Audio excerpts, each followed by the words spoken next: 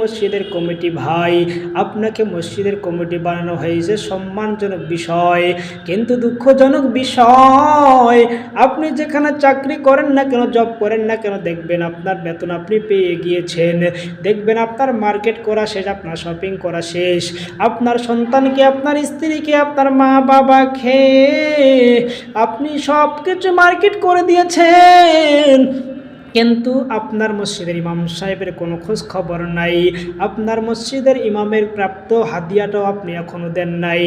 আপনি মনে করতেছেন হুজুর তো টাকা নিয়ে কি করবে। ও কমিটি ভাই, আপনাদেরকে বলতেছি, আপনার যেমনিভাবে সন্তান আছে, মার্কেট করার প্রয়োজন আছে, শপিং করার প্রয়োজন আছে, হুজুরেরও তো সন্তান আছে, স্ত্রী আছে, মা বাবা আছে।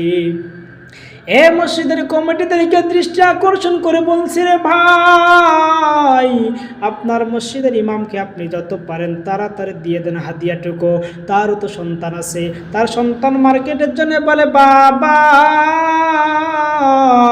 আমাদেরকে কবে মার্কেট করে দিবা।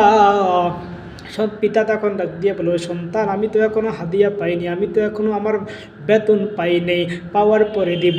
সন্তান বলে বাবা আমাদের পাশের গ্রামের, পাশের বাড়ির মানুষের তো তারা অলরেডি মার্কেট করে ফেলেছে, আমরা কবে করব, আমাদের কি মার্কেট করে দিবা না। তখন পিতা ডাক দিয়ে বলে, ওরে সন্তান চিন্তা করো না, চিন্তা করো না, আমিও তোমাদের জন্য মার্কেট করে দিব।